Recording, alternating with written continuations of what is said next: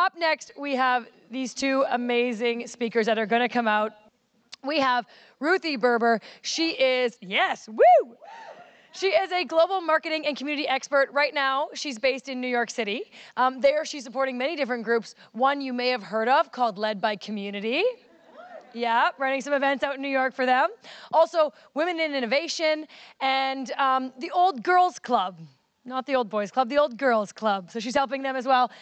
She also has a background in B2B SaaS, 7 years or more in the community role there, which obviously ties in with what they're going to talk about today in product. And with her on the stage, we have Mo Malagheri. He is the CEO at Better Mode, but this is not the first organization he has been at the helm of. In fact, he has founded a few himself, one of which at least that was purchased, that was bought out. So he's got a wealth of experience to share with us here too. And now, of course, very tied in with our community scene with Better Mode. So please welcome to the stage, Ruthie and Mo.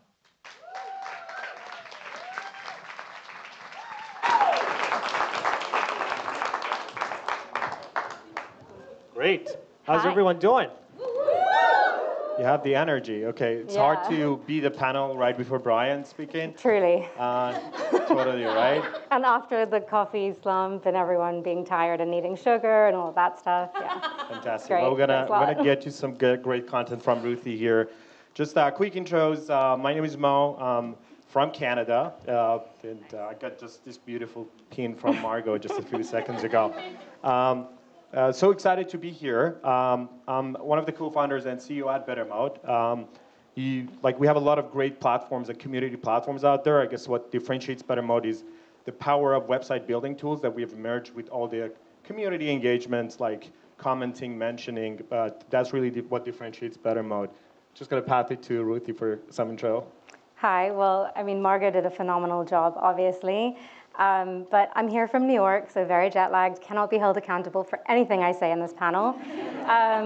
But yeah, I'm a marketing and community growth consultant right now. I consult early-stage women-led startups, and obviously the Led by Community, Women in Innovation, and Old Girls Club chapters.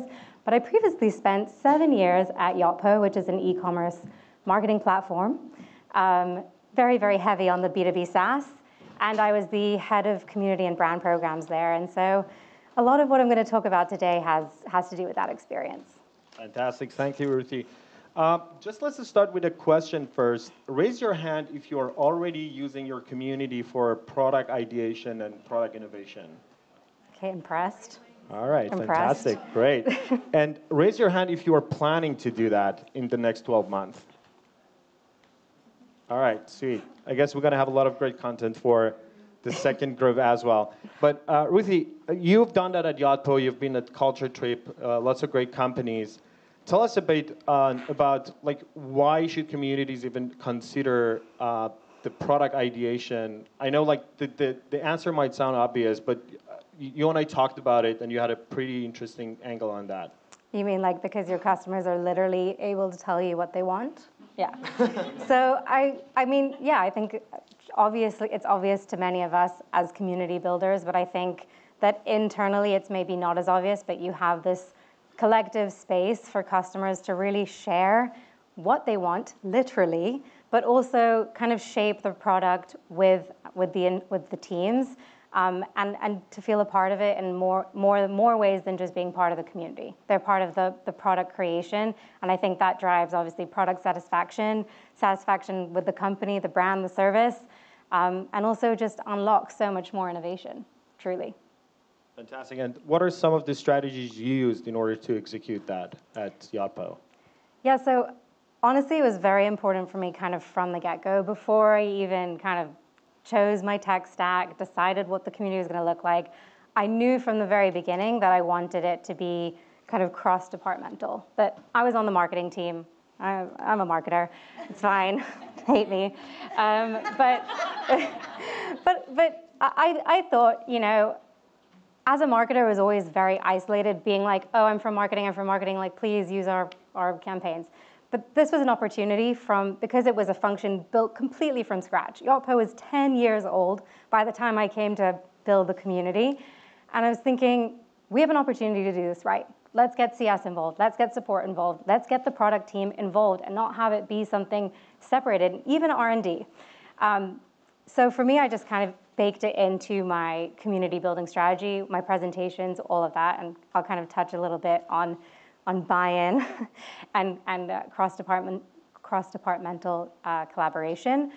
But yeah, I mean, I think for me it was like, how do I get product team involved, but also how do I build a space that is designed to give customers the opportunity to give feedback, but also the opportunity to raise ideas, to share them, to co-create with the Yotpo team.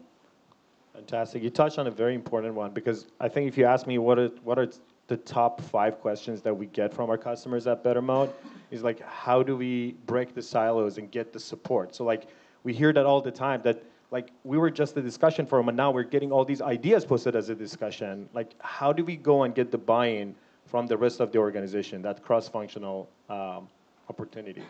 Yeah, like I said, I was a marketer, so I was ready for the hate. I was like, no, let me tell you why community is going to help you. And so for me, there were like kind of a few avenues. One was top down. Obviously, I made a big presentation to the executives, but I specifically asked the VP for the SVP product to be in the room. So it wasn't just to the CEO, COO, all of that. I wanted to kind of make an appeal ahead of time to the product department as a whole and show how I was building this community in a way that I was thinking about what was important for them. So top down, easy, everyone has to do it when you're building a community from scratch. But I also went bottom up. I said, hey friend, would it be cool if I joined the product all hands? Because surely as a marketer, I'd never seen the inside of it. And I thought, maybe I'll just come and speak to the entire product organization. And I have to say that was probably one of my most successful strategies. I went in, I got them pumped up, and I told them exactly what they wanted to hear. What do product managers not have enough of? Time. Great. So the community, it's going to save you time. Why? You need users for your beta. You want to have customer feedback calls. You also want to just get like feature requests. The community. And in speaking to what they cared about and what was important to them, and I was able to get that buy-in kind of early. I finished the product all hands, and they were like, oh my God, amazing. The community sounds so cool. How can I sign up? I was like, oh, I haven't built it yet.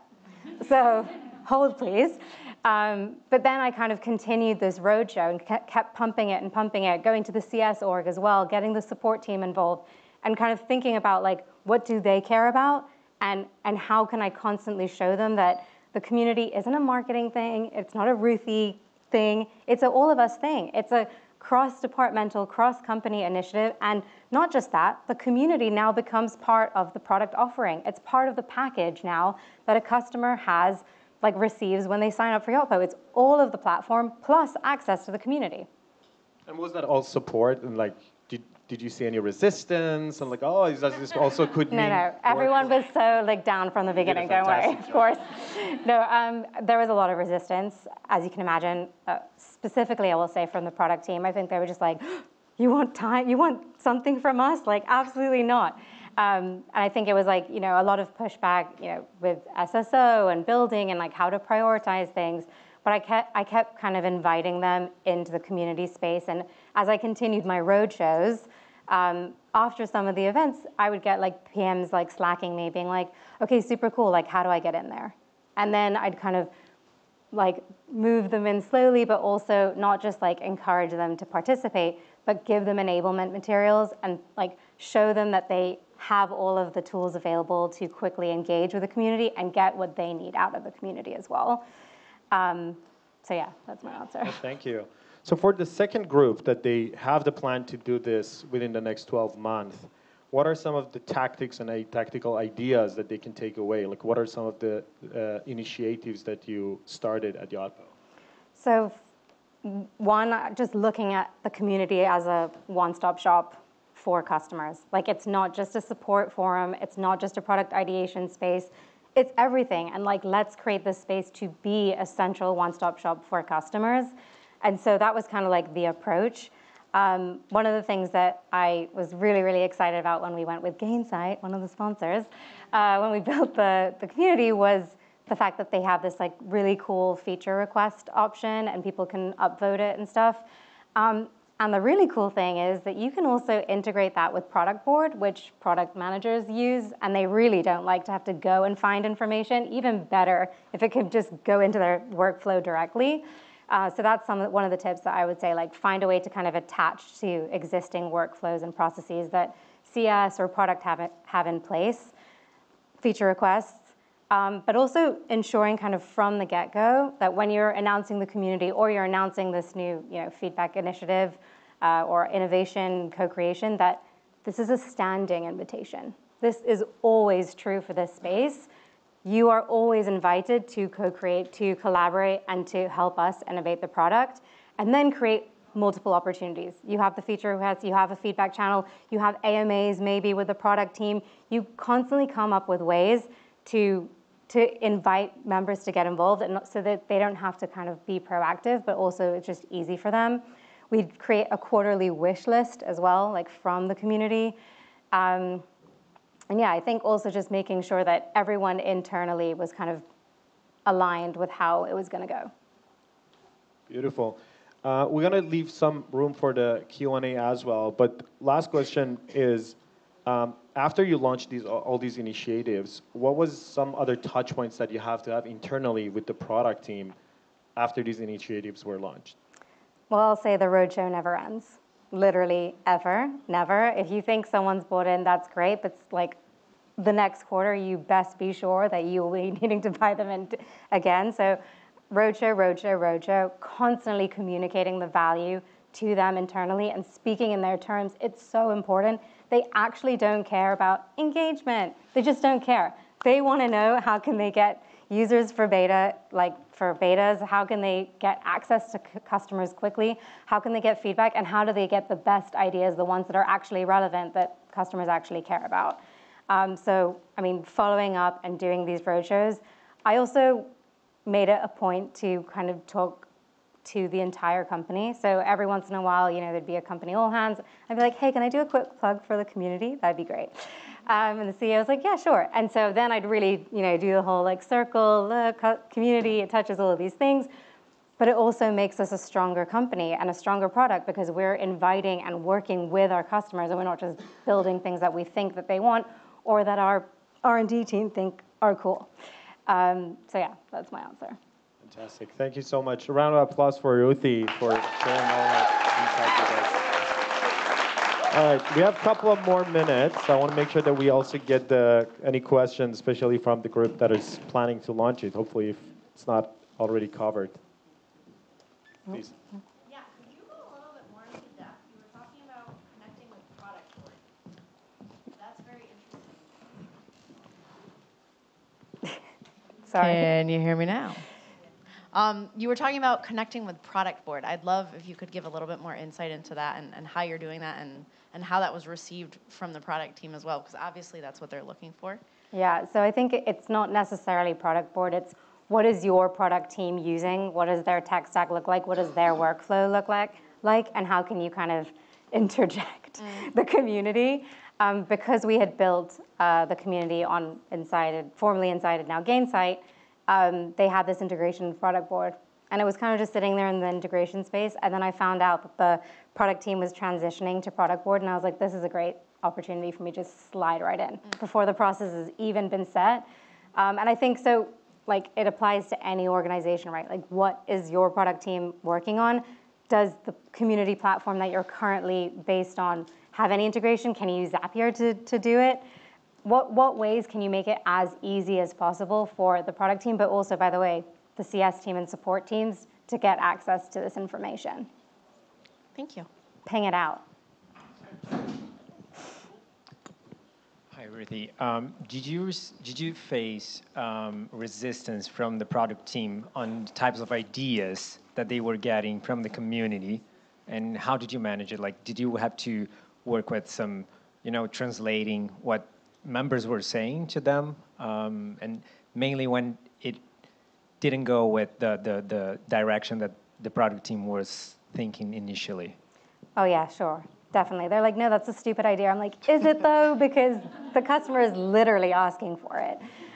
No, so I think for me, I was just kind of constantly trying to help validate these ideas by showing them the upvoting thing, but also following up every single time a member submitted an idea, being like, this is such an amazing idea. I'm tagging the product manager who manages this specific product line or feature to kind of start a conversation. And by facilitating that one-on-one between the product team directly with the member that had submitted the feature request, it kind of like cut it all out because they'd have to hear it from the member directly. And then I'd kind of follow up with that and just be like, so, you know, you said it was a stupid idea, but like now that you spoke to the customer, maybe you think differently. But also just coming with the facts and being like, look, this is the most upvoted idea. People want this, so like maybe you don't think it's a priority, but let me show you why it is. Any tips on managing expectations from the user side? Because I've seen a lot of ideation initiatives where there was the expectation, so that means in 3 months we'll have all the cool ideas in product. Yeah, 3 months for sure, easy. I think, you know, I just try and be transparent. Like, I think all of us as community managers need to do that. Like, we are the only real, true voice of the company inside there, like, that's being real to them.